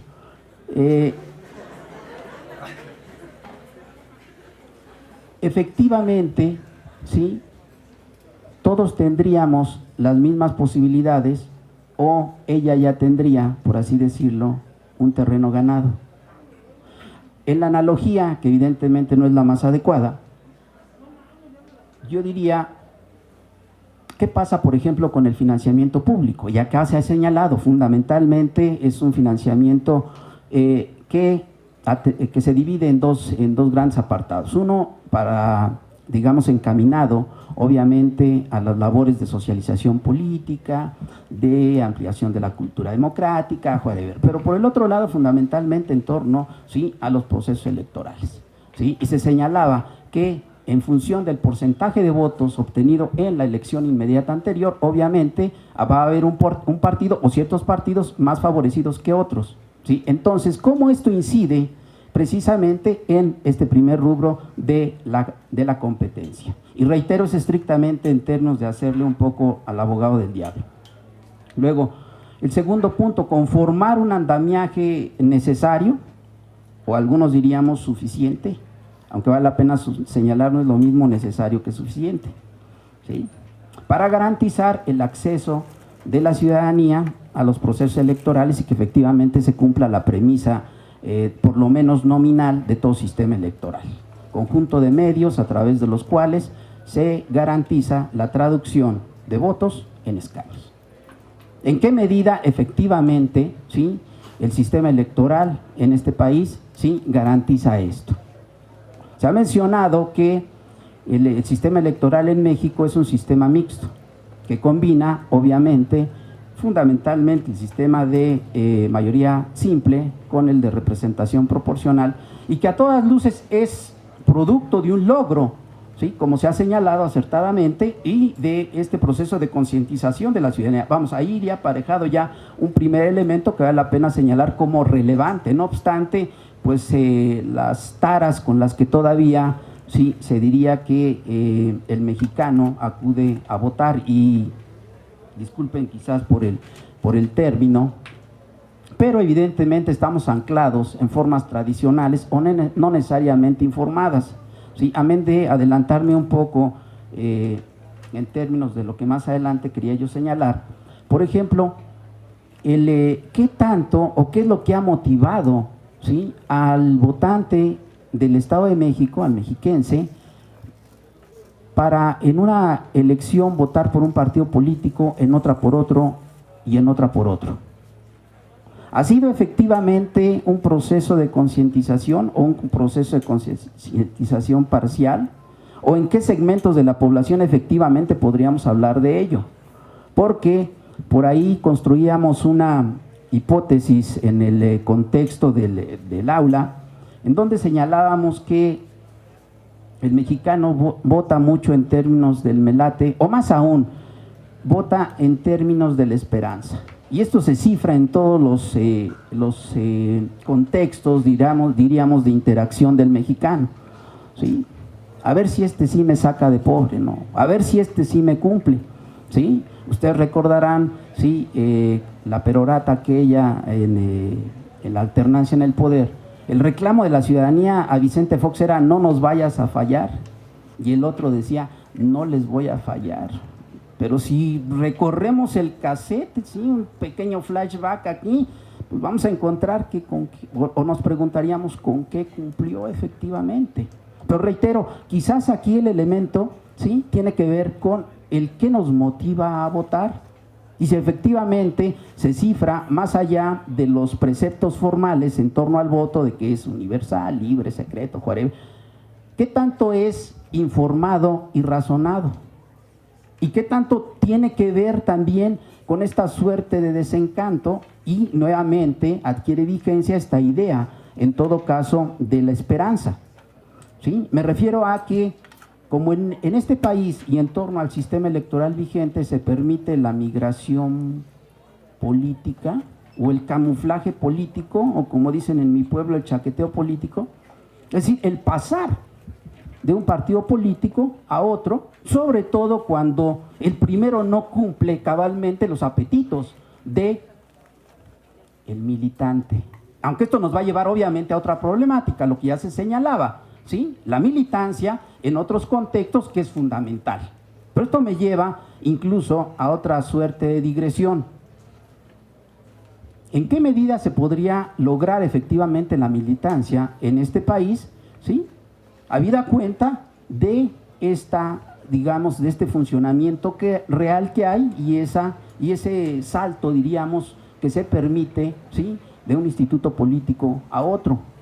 Pero además, en donde un elemento que me parece también relevante en la exposición y que tiene que ver con el peso específico de la ideología y las tendencias centristas en el mundo, en donde la izquierda, como diría Bobbio, ha tendido hacia la derecha y viceversa, y hay un proceso de centralización, ¿sí?, o de centralidad ideológica, y eso nos lleva a una aproximación eufemística de la caracterización de los partidos en México y a decir que el PAN es de centro-derecha, el PRI de centro-centro, si es que eso existe, y el PRD de centro-izquierda, amén de la chiquitería que, bueno, pues andarían por ahí también pululando en torno a esto, sobre todo, sí, a partir de la caída del muro de Berlín y la pulverización del bloque socialista, pero sobre todo yo diría fundamentalmente a partir de la modificación, ¿sí?, diríamos por lo menos referencial en torno al carácter de los partidos, que históricamente dicen los especialistas, bueno, se inspiraron en la tradición europea,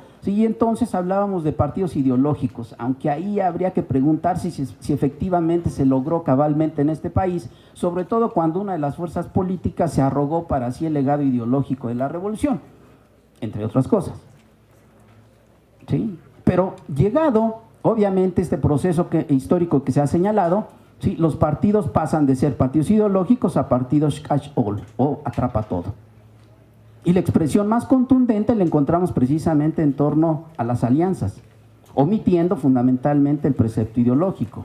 Si es que luego entonces rescatamos el precepto ideológico, ¿sí?, ¿qué tanto, reitero, ¿sí?, pudiésemos establecer que por un lado el sistema electoral ha garantizado el que la ciudadanía tenga estos espacios, ¿verdad?, de consonancia con sus propias preferencias ideológicas, o qué tanto a partir precisamente de la propia lógica de los partidos políticos, ¿sí?, lo que encontramos es precisamente una suerte de maniqueísmo, ¿sí?, ideológico, ¿sí?, y utilización obviamente de la ciudadanía estrictamente en términos de bono electoral.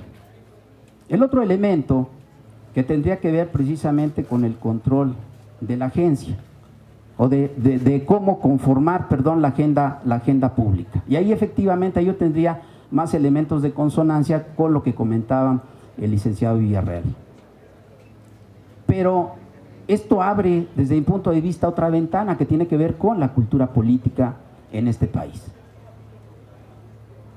Por un lado. Y por el otro lado, obviamente, con el papel de la clase política e incluso el carácter que ha tenido el Estado.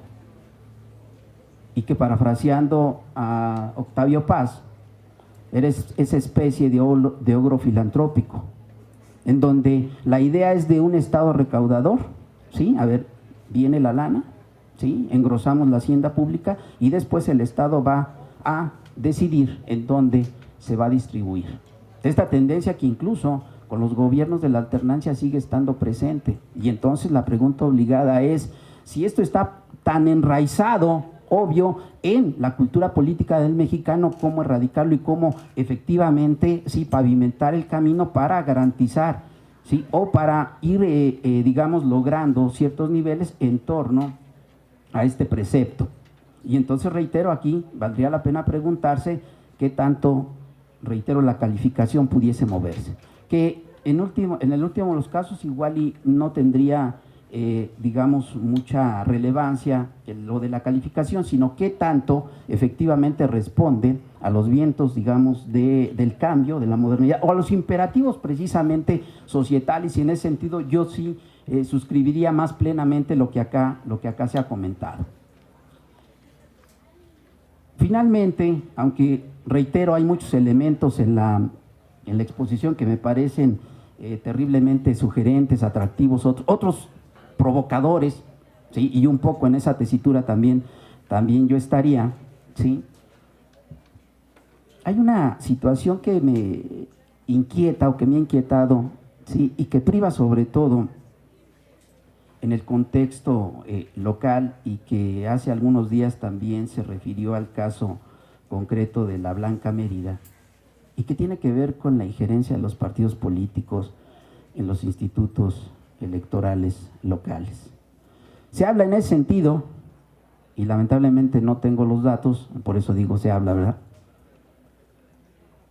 No en ánimo de no, digamos, hacerme cargo de lo que estoy tratando de argumentar, pero sí los datos muchas veces nos pueden corroborar fielmente el argumento.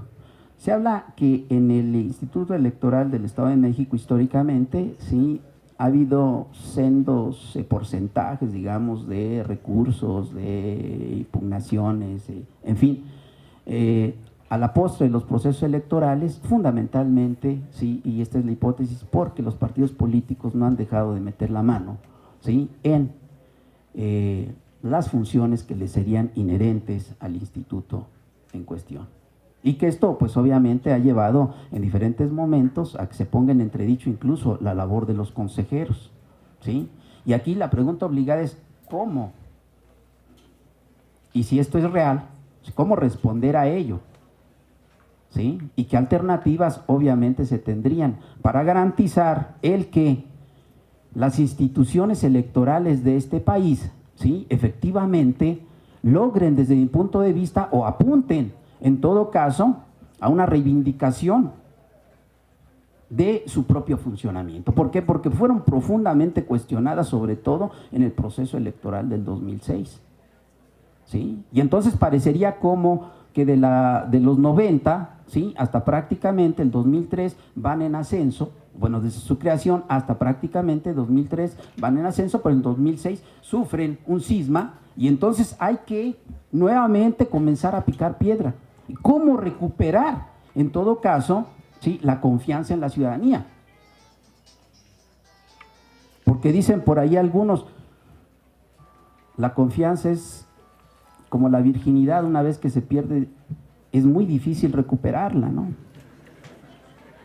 ¿Qué ocurre precisamente en torno a la ciudadanía? ¿Cómo recuperar esa confianza en nuestras instituciones? Un reto, diría yo, para la consolidación, ¿sí?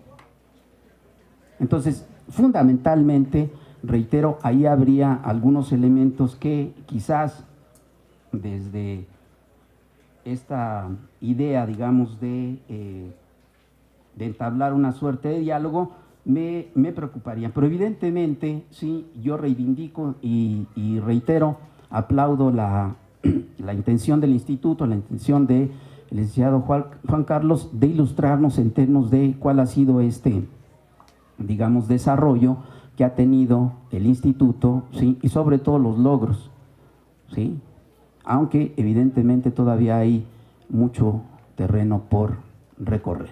Y en la medida en que sea posible precisamente vincular los esfuerzos académicos, ¿sí?, con los del instituto, yo reitero nuestra disposición y la apertura de las puertas de esta institución. Gracias.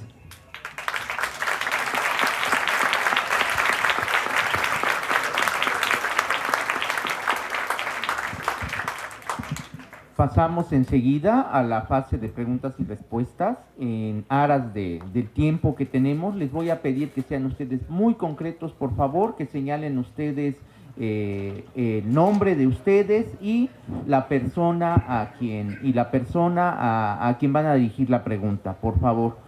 Algunos me conocen, otros no, pero lo que es importante es comentar a ustedes que tuve el privilegio de ser consejero electoral y también de ser el consejero presidente. Son tres las cuestiones que gustaría, algunas, informar a los que están aquí presentes. En 1998, esta institución, cuando era director de Acatlán, el maestro José Núñez Castañeda, el consejero presidente era su servidor y firmamos un convenio de diplomado. Ya existe, ¿eh? Esto es importante que lo sepan, porque si ustedes están pensando hacer, revivamos el que ya existe, ¿no? Y se quedó un poquito en el tintero, tenemos todos los documentos y me parece que es una actividad muy importante para los jóvenes que están aquí presentes. Segundo, a mí me da muchísimo gusto que el instituto haya enviado a, pues no me atrevo, bueno, ahora sí lo puedo hacer porque ya soy un simple ciudadano, a decir que vino el mejor consejero del instituto, y lo digo públicamente. Y no lo digo porque sea mi amigo, que aparte también lo es, mal haría yo hablar de un amigo, porque es un hombre estudioso y es un hombre que tiene una experiencia vastísima en esto, que por cierto a él le quiero hacer un reclamo. A la hora que llegué, no encontré ninguno de sus libros aquí. Me regalaron muchos, el de Jacqueline, el de Ivor, todos, pero menos el suyo. Qué bueno que Acatlán tiene este tipo de esfuerzos. Silvestre, felicidades, ha sido un hombre muy entusiasta. Tercero, me parece que los jóvenes deben de conocer dos situaciones muy importantes que les afectan en forma directa a ustedes. Una de ellas es evidentemente lo que dijo el maestro Juan Carlos Villarreal, que es la participación de ustedes en la votación, ¿sí? Hay que elegir a los gobernantes, y se eligen no por el que me late. Ustedes tienen la obligación de revisar y ver la experiencia y la historia de cada uno de los que se presenten. Esto creo que es muy importante. Segundo, me voy a salir de contexto, pero creo que les va a interesar más a los alumnos que a nosotros que estamos de este lado. El instituto va a entrar a un proceso electoral muy pronto, y el instituto tiene recursos de la ciudadanía, que son recursos de los que pagamos impuestos. Y ese instituto va a aportar una cantidad muy importante para el programa de la competición de la gobernatura el próximo año, del proceso. Y ese instituto va a tener recursos que pudiera muy bien abrir la puerta más ampliamente a nuestros jóvenes para que tengan un ingreso, y que les diésemos la posibilidad de que ellos mismos confronten la confianza, porque la confianza la van a proporcionar también ellos. Entonces, que se les prepare, y que esa derrama económica, que aunque sea modesta o regular, se comparte también con nosotros. Tradicionalmente este tipo de convocatorias se hace pues en otros lados. Bueno, pues qué bueno que está aquí un consejero que le gusta la juventud, y que a lo mejor abra las puertas para que podamos participar y nos ganemos un ingreso. Eso me parece que va a tener un atractivo enorme, ¿eh? Habría que pensar en eso. Finalmente, lo que dijo el maestro, creo bueno, no creo, yo estoy absolutamente convencido que es difícil hacer comparaciones entre institutos y procesos federales a los locales, etc. No podemos juzgar en este México, así como él habla algunas metáforas, yo también voy a hablar de alguna, que en donde uno mata a un perro ya nos decimos a todos mata perros. No, yo creo que los institutos, cada uno tiene su sello propio. El del Distrito Federal, el IFE, el del Instituto del Estado de México, y la selección que se hace hasta donde yo he vivido de los que están al frente del mismo es buscando los principios que se requieren, de honorabilidad en primer lugar, de experiencia, ¿sí? de justicia y de profesionalismo, que esto es muy importante. Que en todos las sopas hay un arroz negro, pues sí, pero nosotros especialmente, muchachos, se los comparto, debemos estar muy orgullosos en Acatlán, porque ¿qué van? ¿7 presidentes? ¿6? No me acuerdo. La mitad han sido profesores de Acatlán. Estoy hablando de que yo tuve el privilegio de ser el primero, después estuvo el maestro Núñez y después Norberto, los 3 de aquí. Y tenemos una cantidad impresionante de exconsejeros, ¿sí? A lo mejor no del área de ciencias políticas, pero sí del área de derecho. A lo mejor nos ha fallado tener uno de acá, pero bueno, yo creo que nosotros no podemos desconfiar, porque sería desconfiar de nosotros mismos, de la actuación de por lo menos, del IEM.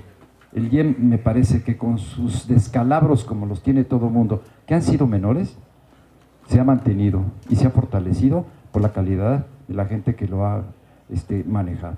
Esto es muy importante para ustedes, que vean que tienen un instituto cerca, que puede dar oportunidades de corroborar lo que acaba de decir el maestro Juan Carlos Villarreal. Certeza, legitimidad, objetividad, confianza, todo eso. Muchas gracias, felicidades por la disertación de ustedes y especialmente bienvenido, Juan Carlos, a tu casa.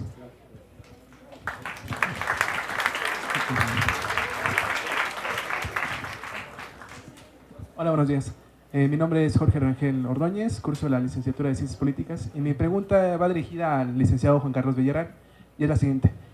¿Qué opinión le genera el hecho de la instrumentación del voto electrónico en comicios federales como estatales? Esto a raíz de las declaraciones del presidente y consejero del IFE, Leonardo Valdés, en virtud del reforzamiento de nuestra democracia, pero teniendo en cuenta eventos como el de la caída del sistema del 94. Muchas gracias. Vamos a agrupar dos preguntas más y vamos a ir tratando de avanzando en función del tiempo. Buenos días, mi nombre es Michelle Rovirosa, soy estudiante de la licenciatura de Ciencias Políticas. Y bueno, el licenciado Villarreal comentaba que la ciudadanía tiene poco interés y participación en la política y los comicios. Mi pregunta es, ¿qué mecanismos ha implementado el instituto para fomentar una verdadera cultura política y de esta forma aumentar la participación ciudadana mediante un voto razonado? Una pregunta más.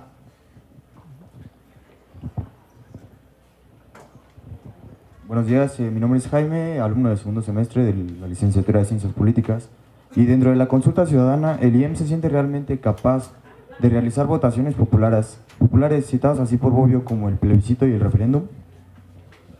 Daríamos respuesta a este primer bloque. Vamos a ver si podemos sacar algún segundo bloque.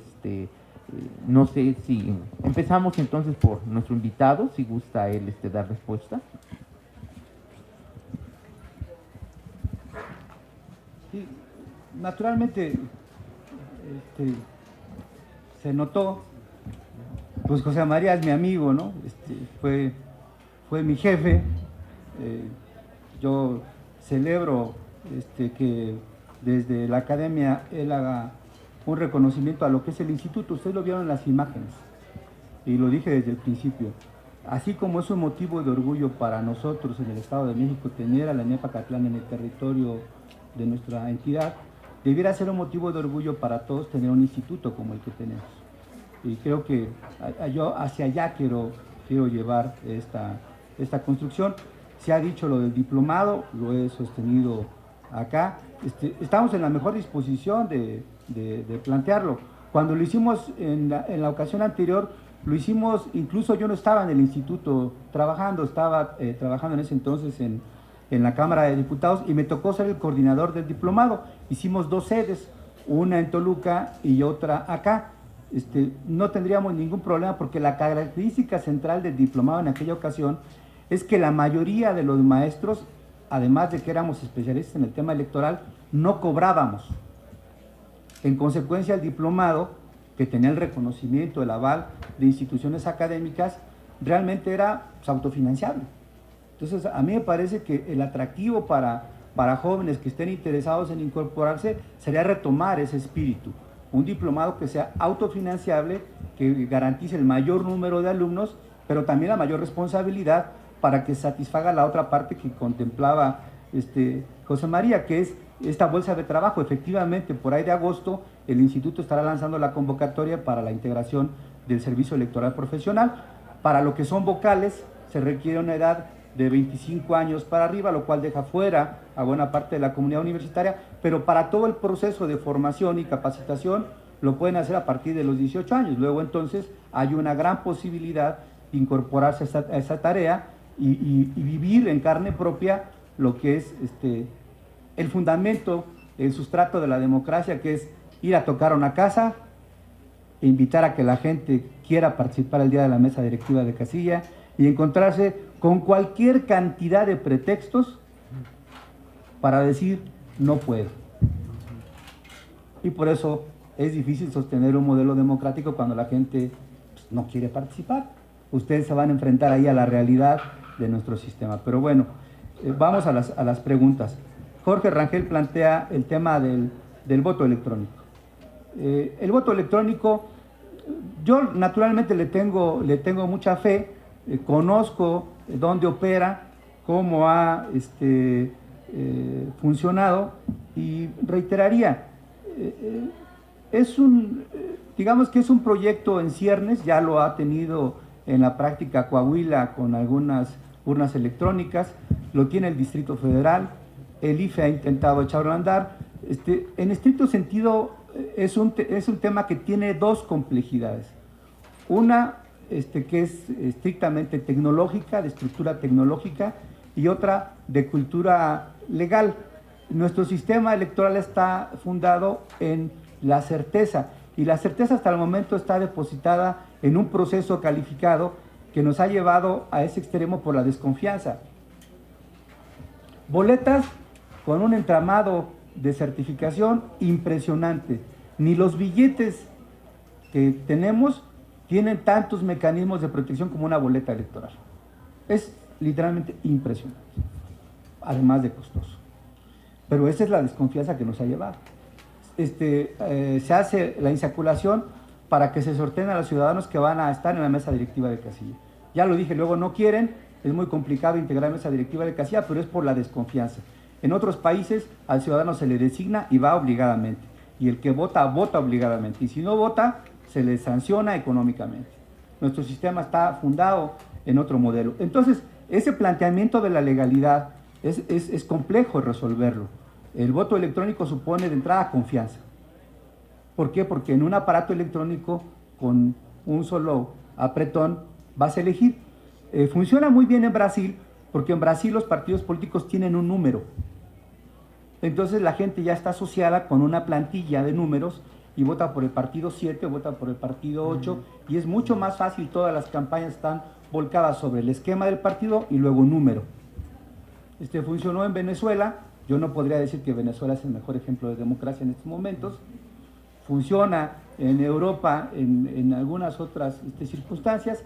Creo que para el caso de México tendríamos que resolver dos cuestiones. Esta parte legal a la que me he referido y la otra parte que tiene que ver con la estructura tecnológica. Y desafortunadamente el número de computadoras por domicilio que tenemos en el país es todavía bajo. En consecuencia, la familiaridad que tiene el ciudadano con las computadoras se reduce a un segmento muy limitado, que también se los tengo que decir aquí a ustedes, es el segmento que menos participa en las elecciones, y que es el de los jóvenes. Entonces, es realmente un problema que tiene una complejidad técnica de proceso cultural y otra, insisto, de carácter legal. Pero particularmente yo creo que debiéramos avanzar. De hecho, yo diría que en términos institucionales y siendo autocríticos, no hemos avanzado nada, a pesar de que ya tuvimos una elección con urna electrónica para niños y niñas, que fue, si no mal recuerdo, en el 99. Tuvimos ya un primer ejemplo de votación en urna electrónica, pero de allá para acá se ha avanzado bastante poco en la materia. Michel, ¿qué estamos haciendo para fomentar este fomento a la cultura política? Cultura política es un tema que, bueno, acá los maestros se tardarían, igual que yo, un semestre para analizarlo. Almon y Verba están cumpliendo 50 años justamente de su trabajo, que descansa en el caso mexicano, entre otros. Y miren, la cultura política que tenemos, insisto, está trazada por este tema de la desconfianza, infortunadamente. No somos una sociedad que confíe en sus vecinos, en su familia, en sus amigos. Desafortunadamente no es así.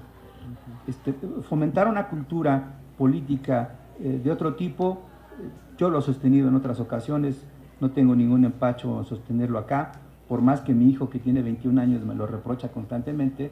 Es un problema generacional. Yo pienso que en un par de generaciones más el tema estará resuelto, sí y solo sí estas generaciones a las que me refiero se involucran en política. Si estas generaciones no se involucran en política, entonces nos vamos a tardar un poquito más. Y un poquito más es bastante más. Si una generación la podemos ubicar en un periodo entre 10 y 20 años, si no lo resolvemos en 20 años, simplemente nos van a alcanzar datos estadísticos que van a hacer improbable en el futuro el desarrollo del país con el bono demográfico que en este momento tenemos. Hoy en día la mitad de los jóvenes entre 18 y 29 años no están estudiando ni trabajando.